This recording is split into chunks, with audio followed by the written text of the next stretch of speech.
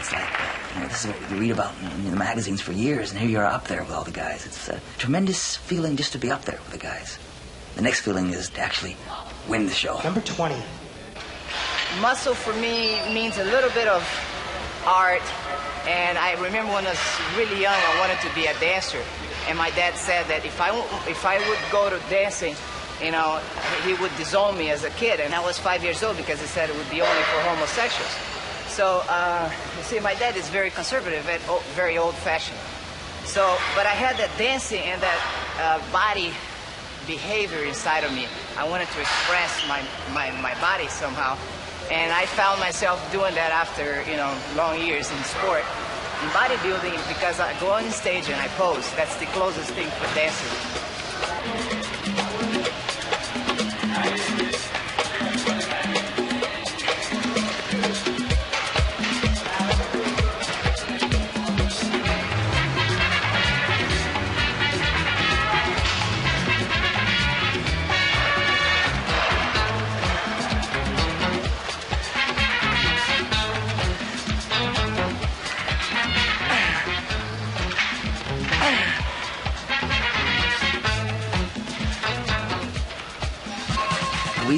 He's one of the kind of bodybuilder that I like to watch train. Energy would come from nowhere, and it'd keep going and going and going. It seemed like he was almost ready to quit, and there was no more energy left, and all of a sudden, more energy would come, and it'd keep going. It's a fun guy to watch train. Reminds me of Mike Menser. Reminds me of Casey Gator. Kind of guys that would just go when everyone else would quit.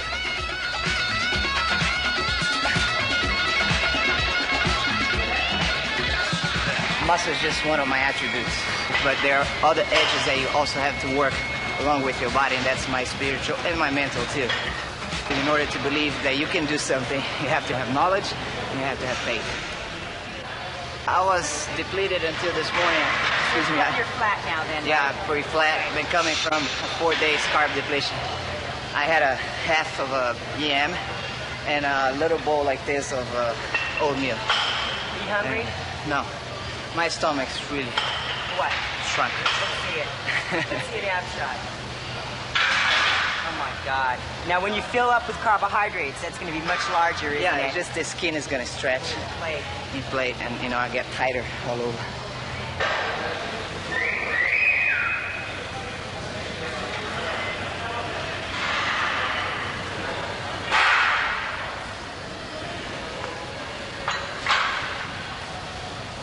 You got it. Did Samir Bannout give you that Christmas tree back there? Yeah, now he's jealous about it. Well, Brian Buchanan, the smallest waistline I have ever seen on a guy that big. 210 pounds, 210. Our next competitor from France, Mr. Eduardo Kawak, 215 pounds. Eduardo Kawak. Each muscle looks like it's just packed on other muscles. It's a look as if he's ready to explode with power. There's no free space. There's no absence of muscle. It's almost too much at times. He came from the NABA Federation, by the way, over to the IFBB, and he was a tremendous pro champion in NABA. I was always impressed with his pictures from the NABA contest. I always looked at those pictures and I thought, my God, here's a guy that could do it. This is his best year. I mean, 1988, we see him finally coming into his own in the IFBB. He was unbelievable. I have never seen him look this good. And you can tell he knew it. He knew it, but when you look in his eye, he knew he was in shape. Now, here's a guy that I think has enough muscle to place in the top 10, most definitely, most substantially. He may have been overlooked by the judges. One interesting point about Eduardo's system of training is that he eats a phenomenal amount of food. I remember going to the island of Mauritius Island. I guest posed there one time. And before I went there, the first bodybuilder to visit that island was Eduardo. And everyone thought that, God, I'm a bodybuilder, so I must eat just like Eduardo did. And the truth is, I don't. I don't eat 12 egg omelets. I eat maybe 2, okay? They were totally mystified by the fact that I didn't eat as much. Lee Labrada. I understand Lee has been spending time with Frank Zane in Palm Springs. Apparently, some last-minute advice took place this week between Frank and Lee. We'll see what happens on Saturday night. 176 pounds. The feeling I get when I watch Lee pose is that he is a master. Every movement is a precision movement, and he has nothing to doubt, leaves no doubt in your mind that he is a professional, that he is a champion, and you should treat him as such. Next, our Black Prince, Mr. Robbie Robinson. Robbie Robinson, the legend. Robbie's been around, I think, maybe longer than Beckles. Robbie from California. He's a veteran of Mr. Olympia. It's interesting to note that Robbie is a strong inspiration to Lee Haney.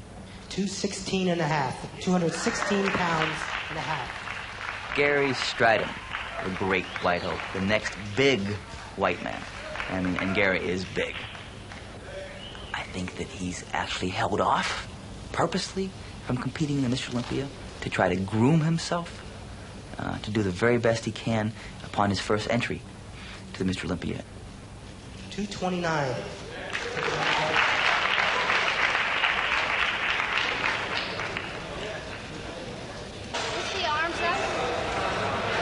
He's big, he's strong, he's ferocious, he has that kind of an attitude. And I think that he has the potential to win the Mr. Olympia. I mean, you know, I notice his triceps all the time, and his delts, and tremendous thickness in his biceps. His chest is huge and deep. I think the upper body resembles and has a feeling like that of Arnold's. We're all products. Every bodybuilder is a product that must be sold to the marketplace.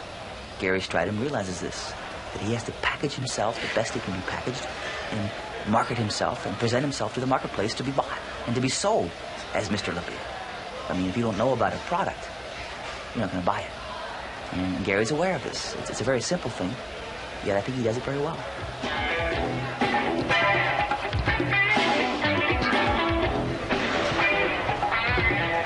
Everything I've done leading up to this condition that I have has been 100% dedication. I mean, dedicating my time in the gym and out of the gym towards my physique.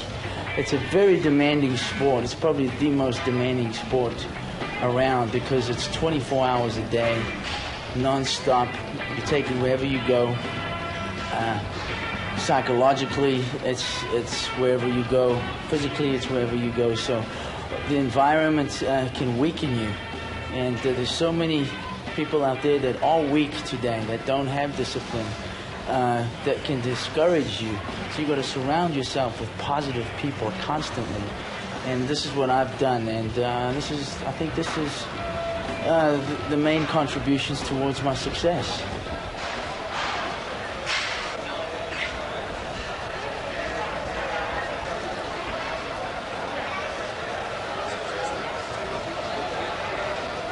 You want to try and create illusion as far as the waist.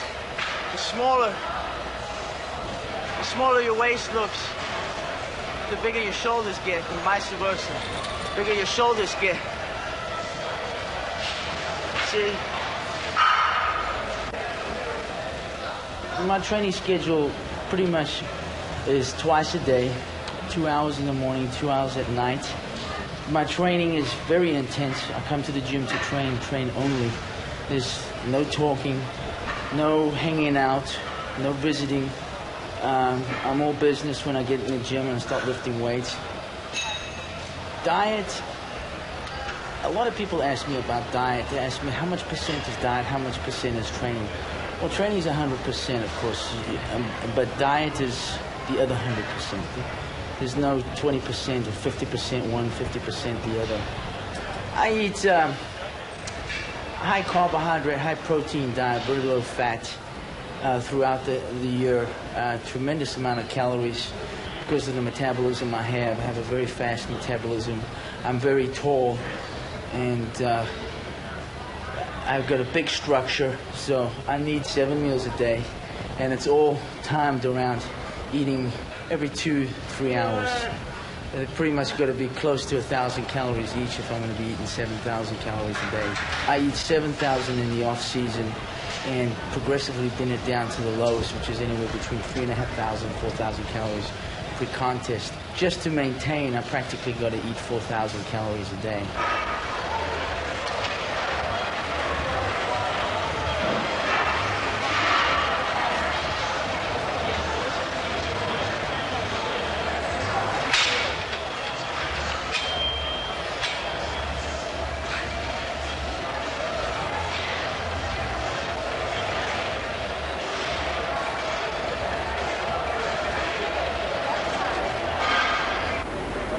Yeah, Gary, stay right where you. That's your spot. Oh, something like just like this. Here. After you take your shot, you can wrap up. Yeah. Yeah, that's nice. And then we'll go back and do a few Okay, it's videos. gonna be quick, guys. Let's do it now. There you go. Looks about this. Great. Looks great. Hold my leg. Nice. Yeah. One more.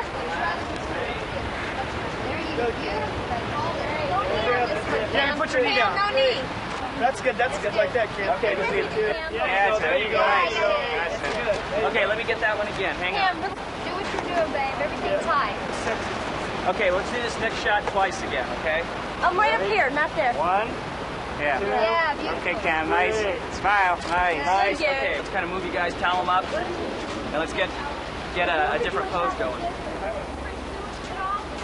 Cam, you don't cover your biceps. Down. Yeah. There you go. That's good. You got it. Okay, ready? Good. 1, 2, 3. That's a wrap. We're out of here. It's cold out here, folks. Are you cold? My name is Cameo Yvette Ewer. My sister is Cora Everson, the 1982, 83, 84, 85 Miss Olympia, maybe up until the 1990s. My biggest ambition is to be the most renowned fitness enthusiast in the world. I want to be known as Miss Fit, Miss National Fitness. That's my title, and that's what I want to portray. I'm after perfection in my shape and my symmetry, but never going beyond a point in which someone will say, you look masculine. When a woman begins to inject male testosterone and steroids is when she becomes more like a man. And that, I'm completely against that. And I don't feel that mainstream America is interested in women who look like men. They're interested in women who look like women.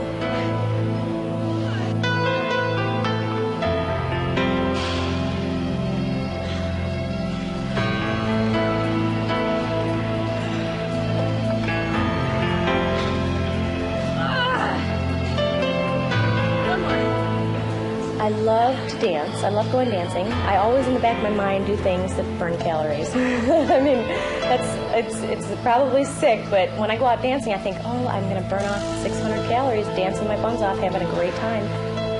I stay very, very disciplined on my diet. And then one day a week, which is Sunday, I let myself have whatever I want. I want to be bad. I'm going to have pizza today. I'm going to have a Haagen-Dazs bar. And so that way I maintain sanity. I'm physically strong, but overall I have an aura of femininity and sensuality and woman, being a woman. That's the most important thing to me. I'm a woman, I want to be a woman.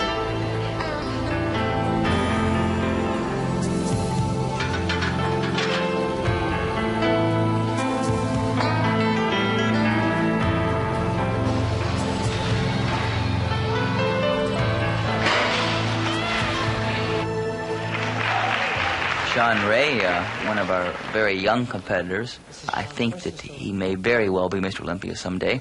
201.5. Bob Paris. Bob Paris is one of the truly seasoned professionals of our day. I think he's a little bit ahead of his time right now. I mean, I don't think that the bodybuilding world is ready to accept a GQ, good-looking type guy who will represent the 90s bodybuilder. Bob's weight is 226, 226 pounds. Bob has a deep-rooted sense of professionalism that he exhibits everywhere he goes. the way he carries himself, the way he shakes hands with the people, the eye contact he makes. And he feels very confident about himself, and he likes himself. And when you identify with Bob on stage, you like yourself too, because he likes himself. I mean, the girls ooh over Bob, and everybody feels that. Kind of an earthy kind of a guy that works from a center of confidence. And I think that's Bob Paris.